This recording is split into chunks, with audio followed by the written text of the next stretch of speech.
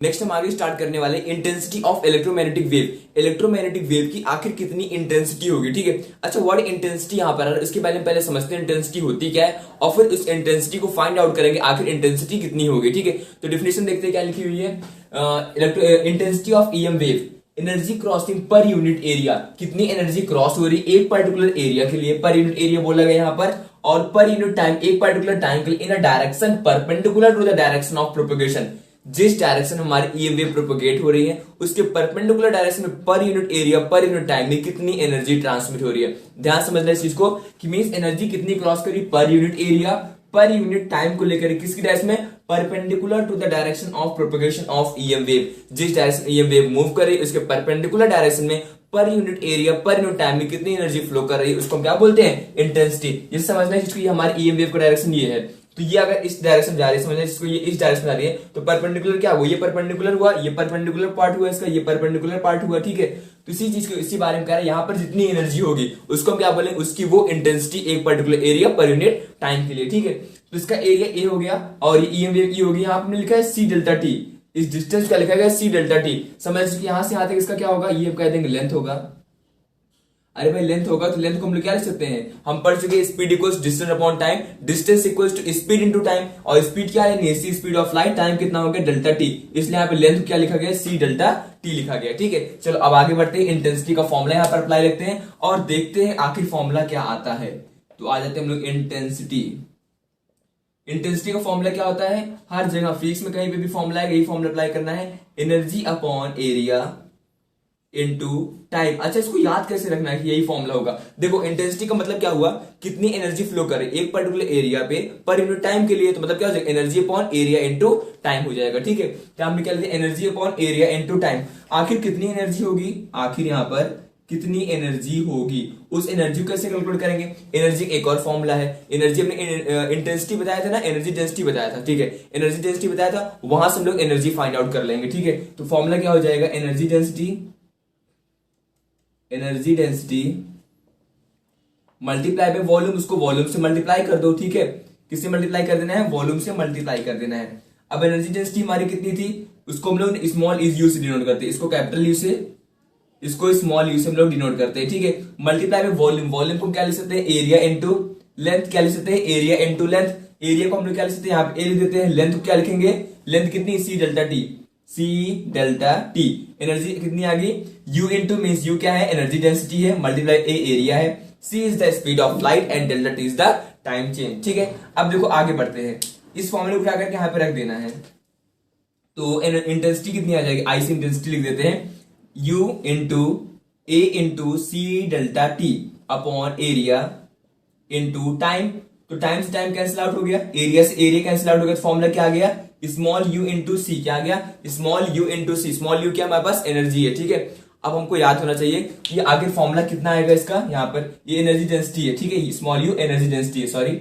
अब यहाँ पे इसको फॉर्मूले को रखते हैं, इलेक्ट्रिक फील्ड की अगर बात करते हैं क्या होता है, half epsilon naught E square c हो जाएगा। इलेक्ट्रिक फील्ड की अगर इंटेंसिटी की बात करें कितना होता है, half epsilon naught E square, speed of light से मल्टीप्लाई कर देंगे उसकी इंटेंसिटी हो जाएगी, हमने सी से मल्टीप्लाई कर दिया। मैग्नेटिक फील्ड के लिए कितना हो जाएगा, 1/2 म्यू नॉट बी स्क्वायर, ये इसका फॉर्मूला था, सी से मल्टीप्लाई कर दो, ये हो गया हमारा इंटेंसिटी किसके लिए, मैग्नेटिक फील्ड के लिए, ये होगी हमारी इलेक्ट्रिक फील्ड के लिए। अच्छा, यहाँ पे एक चीज हम इंट्रोड्यूस और कर सकते हैं, ERMS के फॉर्म में भी लिख सकते हैं, ठीक है। ये जो वैल्यू होती है ये हमारी होती है ई नॉट, बेसिकली का ई नॉट, और ये होती है बी नॉट। ई नॉट और बी नॉट जगह हम लोग ERMS का अगर इंट्रोड्यूस करेंगे तो क्या फॉर्मूला आएगा उसके बारे में हम लोग बात करते हैं, ठीक है। चलो आगे बढ़ते हैं, फिर इंटेंसिटी हो गया हमारे ये, ERMS की बात करने वाले हैं, ठीक है। अच्छा, रिलेशन याद होगा आप लोग को, रिलेशन याद होगा, रिलेशन क्या होता है, ERMS equals to E naught, E electric field वाला नॉट, ठीक है, means amplitude of electric field, E naught upon क्या होता है, √2। ई नॉट जगह हम लोग क्या लिख सकते हैं, √2 ERMS, इस तरीके से लिख सकते हैं इस वैल्यू को। तो जो फॉर्मूला हमने लिखा था एक बार फिर से इसको लिख देते हैं, मैग्नेटिक फील्ड का रफ हो गया है, E इक्वल्स टू कितना लिखा था हमने, 1/2 epsilon naught E naught square c. तो यहाँ पे करना क्या, ई नॉट की वैल्यू की उठा के वाली वैल्यू को यहाँ पर रख देना है, तो क्या हो जाएगा, E इक्वल्स टू 1/2, और यहाँ पे रखते हैं इसकी वैल्यू को, क्या हो जाएगा, इप्सिलॉन नॉट, तो ऐसे ही लिखना है, यहां पर कर देते हैं E RMS का स्क्वायर। अब देखो यहाँ पर क्या लगा था, √2, तो √2 यहाँ पे जो लगा हुआ है यहाँ पर क्या हो जाएगा, 2 हो जाएगा। अब इसको कैंसिल आउट हमने यहाँ हटा दिया, लिख देते हैं इसको, क्योंकि अभी ये कैंसिल आउट होने वाला है। ठीक है, ये हमारा कैंसिल आउट होने वाला, इसको हटा देते हैं, यहाँ पर स्क्वायर ही लगा देते हैं डायरेक्टली। ठीक है, चलो डायरेक्ट सब कुछ कर देते हैं, इंटू क्या हो जाएगा, C हो जाएगा। ठीक है, अब यहाँ से कटने क्या वाला है, यहाँ से 2 कैंसिल आउट हो जाएगा, तो यहाँ पे क्या बचेगा, इप्सिलॉन नॉट RMS का स्क्वायर इंटू C। ये आ गया इलेक्ट्रिक फील्ड के लिए। अच्छा, मैग्नेटिक फील्ड के लिए कैसे निकालेंगे, मैग्नेटिक फील्ड के लिए इस तरीके से निकालेंगे। उसके लिए क्या हो जाएगा, B equals to 1/2 mu naught B naught square into C।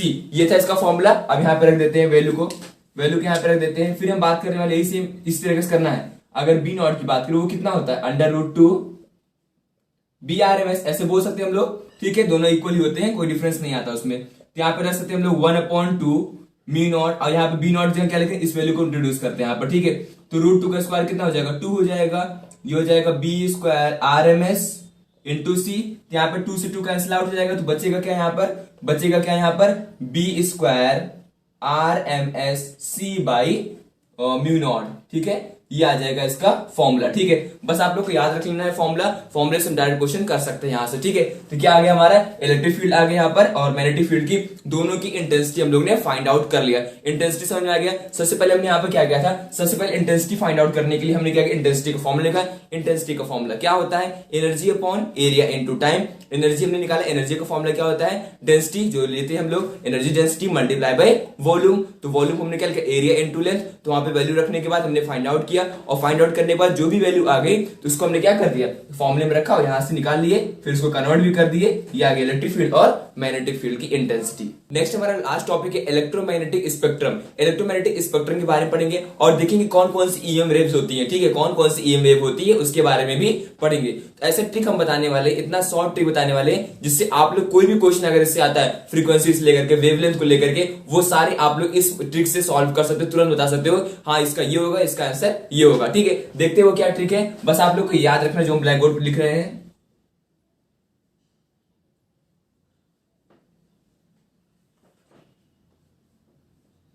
बस इस चीज को याद रखना, RMILUXY। ठीक है, RMILUXY याद रखना है, चाहे जिस तरीके से याद रखो, चाहे जैसे याद रखो, लेकिन ये चीज याद होना चाहिए। ठीक है, अगर हम बात करते हैं इस सब के नंबरिंग की, तो ये सब किस चीज के नंबर को डिनोट करते हैं उसके बारे में बात करेंगे। अगर हम बात करें R, तो R क्या होता है हमारा, रेडियो वेव। क्या होता है हमारा, रेडियो वेव। ठीक है, और ये कौन सा होता है, माइक्रोवेव होता है ये हमारा M। ठीक है, I क्या होता है, I for infrared, I for infrared, और L मतलब क्या हो गया, लाइट, या फिर कहीं जिसको विजुअल स्पेक्ट्रम बोलते हैं हम लोग, विबग्योर के नाम से आप लोग जानते होंगे। ठीक है, U क्या होता है, अल्ट्रावायलेट, U होता है हमारा अल्ट्रावायलेट, और X for X rays, X for X raise.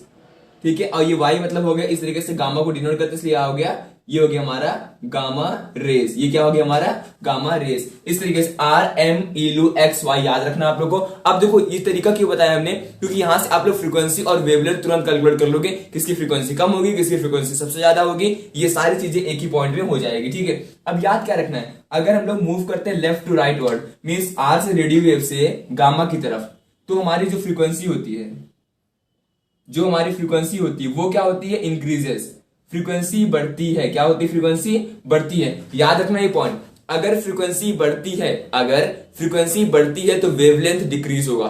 Frequency अगर बढ़ती है तो वेवलेंथ क्या होगा, डिक्रीज होगा।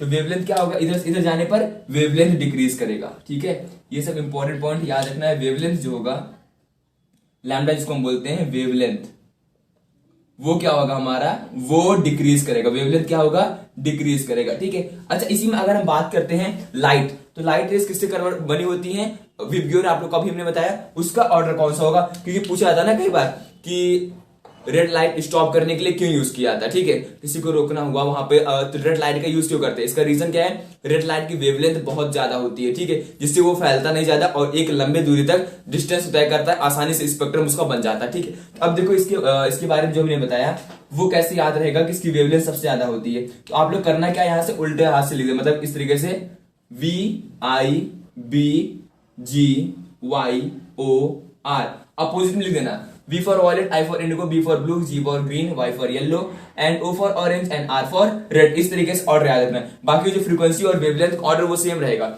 इसके लिए भी ये ऑर्डर सेम रहेगा। मींस अगर हम इधर से इधर जाएंगे तो हमारी फ्रीक्वेंसी क्या हो रही है, इंक्रीज कर रही है, तो इसकी भी फ्रीक्वेंसी बढ़ जाएगी। सबसे ज्यादा फ्रीक्वेंसी किसके पास होगी, वॉलेट के पास होगी। सबसे कम फ्रीक्वेंसी किसके पास होगी, रेड लाइट के पास होगी। वेवलेंथ की बात करें, सबसे कम वेवलेंथ किसके पास होगी, वॉलेट के पास होगी, क्योंकि उसकी फ्रीक्वेंसी सबसे ज्यादा है। और रेड की बात करें, सबसे ज्यादा वेवलेंथ उसके पास होगा और उसकी फ्रीक्वेंसी सबसे कम होगी। ठीक है, इस तरीके से ऑर्डर आप लोग को याद रखना है विबग्योर का। किसका ऑर्डर याद रखना है, विबग्योर का। और RMILUXY फिर से एक बार देख लेते हैं। रेडियो वेव, माइक्रोवेव, इंफ्रारेड और light rays means visual light बोलते हैं इसको हम लोग। अल्ट्रावायलेट हो गया, एक्स रेज और गामा रेज। अगर रेडियो वेव से गामा रे की तरफ जाएंगे तो फ्रीक्वेंसी बढ़ती है। फ्रीक्वेंसी क्या होती है, बढ़ती है। और वेवलेंथ क्या होता है, वो डिक्रीज करता है। ठीक है, इसी में अगर हम बोलना चाहे लाइट रेज, तो 7 लाइट से बनी होती है विबग्योर। कौन कौन सी, violet, indigo, blue, green, yellow, orange और रेड। तो अगर हम लोग V से लेकर के R की तरफ जाएंगे, V से R की तरफ आएंगे तो लैम्डा बढ़ेगा। क्या होगा, लैम्डा बढ़ेगा। ठीक है, और फ्रीक्वेंसी डिक्रीज करेगी। अगर रेड से वॉलेट की तरफ आएंगे तो हमारी फ्रीक्वेंसी बढ़ेगी, लैम्डा डिक्रीज करेगा। ठीक है, बस ये ऑर्डर याद रख लेना है। बाकी इलेक्ट्रोमैग्नेटिक स्पेक्ट्रम में और कुछ भी नहीं पढ़ना है, बस